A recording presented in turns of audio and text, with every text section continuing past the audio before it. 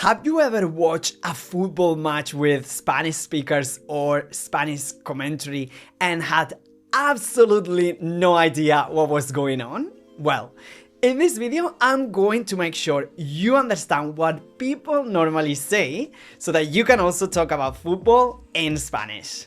Hey, hola, soy Pablo de Coffee Break Spanish y hoy vamos a aprender vocabulario de fútbol. Football or soccer, if you prefer. And what better top to wear than the Spanish national team top? Venga, empezamos! To begin, let's imagine we are arriving at a football match. So the first thing we would do is we actually walk into el estadio. That's the stadium. You can also say el campo de fútbol, though this refers more to the pitch itself. And I'm thinking of another word for pitch, which is la cancha. I really like this one. And it's more used in Latin American Spanish, but it's again the same, pitch. Perfecto. ¿Qué más? The people attending, very important, are los hinchas o los aficionados, the fans. And you can also use la afición for the fan base as a whole. What else? On the pitch, of course, we have los jugadores, or you can also say los futbolistas. These are footballers. On the side, we will have el entrenador. That's the coach, which normally is super stressed, of course. And somewhere in the middle, trying to keep order of everything, we have el árbitro, the referee. I say trying because, as you well know, the fans will probably have strong opinions on his decisions. Vale, vamos a hablar un poquito de las posiciones de los jugadores. Just the essentials. So, first of all, in goal, we got el portero, and that's the goalkeeper. And let me tell you something, commentators actually love saying el guardameta for goalkeeper as well. And this is literally the guardian of the goal. Then we have el defensa. This is an easy one, the defender. And in midfield, el centrocampista, or you can also say el medio centro, midfielder. And of course, up front, we'll see el delantero, which is the forward or the striker. Now, a question for you. Do you know how we call the player that has scored the most goals at the end of the season? We call that player el Pichichi. And basically, Pichichi was the nickname of a famous Basque player from the, I think, early 1910s. And Pichichi basically became a synonym for top scorer. Pichichi.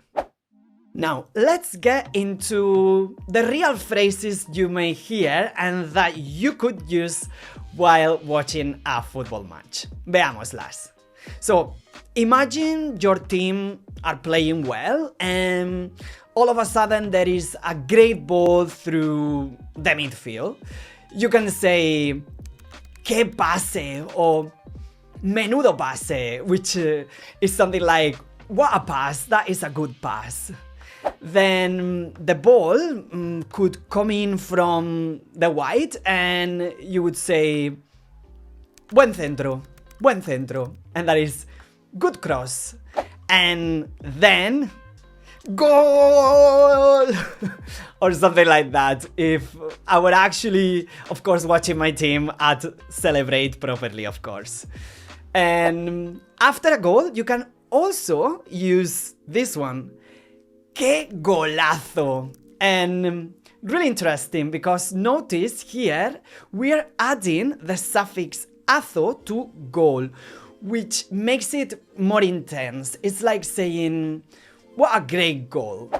Muy bien. And of course, talking about golazos, I still remember Iniesta's golazo, of course, in the World Cup final in 2010 when Spain won against the Netherlands in the extra time. I remember there was a public viewing with a giant screen in a wee square in my town, and it was just amazing. I think I will never forget that night, trust me. Vale, pues el partido sigue, and a few minutes later someone goes down, but very dramatically, possibly too dramatically. Then you could say, se ha tirado, or se tiró, and this is he dived or he faked a foul. And there's also another expression for when a player is faking a foul, which is piscinazo, un piscinazo. You probably recognize the word piscina in it, which means swimming pool, but actually here the suffix azo changes the meaning to a big dive. And as you well know, some players have genuinely missed their calling as swimmers. Now, el árbitro, the referee, has a decision to make. If he gives the foul and you actually disagree, you are going to say, árbitro, eso no es falta, which would translate as, referee, that is not a foul. And if you add a gesture, it's even better. Now, if the tackle was actually harsh, you can say, que entrada más dura, which is something like, what a tough tackle. After this, if a card comes out, it could be una tarjeta amarilla, a yellow card, or una tarjeta roja, a red card. And if for some reason the referee hasn't shown a card, but you actually believe that that player should be booked, you can say, eso es una tarjeta como una catedral, which, I love this one, which means that's a card the size of a cathedral, or how is that not a card? And as you can see, we Spanish speakers don't do small comparisons. And then, after the foul, la falta, comes a free kick. And this is tiro libre, or you can also say saque de falta. You can choose. At some point, there might also be a corner. And very interestingly, we actually use the word corner in Spanish as a loan word from English, of course, but the proper equivalent is un saque de esquina. Literally a kick from the corner. And if the referee has missed it, you can say, debería ser saque de esquina. That should be a corner. Now, I want you to visualize or to picture this. The other team have scored, but the position of the player before the goal is a bit unclear. He could be offside. And how do we say offside in Spanish? Do you know? Fuera de juego. So you would say, está en fuera de juego claramente. He's clearly offside.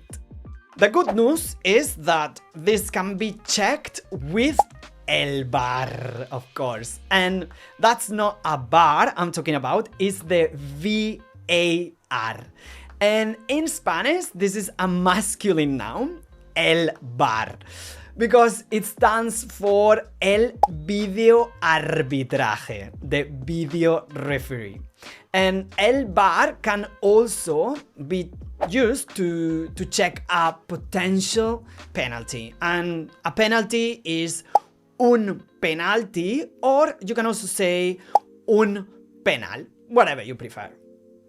And when the decision that the referee has made goes against your team, we use this phrase. ¡Qué robo! What a robbery! And of course, if you do the gesture, even better. Generally, I would say this is one of the most versatile phrases in Spanish football, trust me. Muy bien, with el pitido final, the final whistle, it all comes down to 3 possible outcomes. So, tu equipo gana, your team win, tu equipo pierde, your team lose, o el partido termina en empate, so the match ends in a draw. But if it's a knockout match, this would lead to la prórroga. I love how this word sounds. La prórroga, which is extra time. And after that, potentially, we could have los penalties, the penalty shootout, which, in my opinion, is essentially organized collective suffering. So hopefully it doesn't get to that. Then, after a great match, when you're commenting the actual game with someone else, you can say, ¡Qué partidazo! What a great match, what a big match. And see that azo suffix again doing its thing. Or you could also say, ¡Qué partido más malo! If the game was, well, not great. Genial. Now, before finishing, you need to know the question to ask any Spanish-speaking football fan, which is, ¿de qué equipo eres? ¿De qué equipo eres? Which means, which team do you support? Yo soy del Valencia, in case you were wondering. Muy bien, pues eso es todo. That's your football vocabulary essentials in Spanish. Now, I would like you to tell me in the comments ¿de qué equipo eres? Or maybe write a little sentence using the vocabulary we've seen. Venga, dale. I'm genuinely looking forward to reading all your comments. And of course, if you like this video, please click like and subscribe to our channel. Espero que te lo hayas pasado tan bien como yo grabando este vídeo. Hasta pronto y happy coffee breaking. Adiós.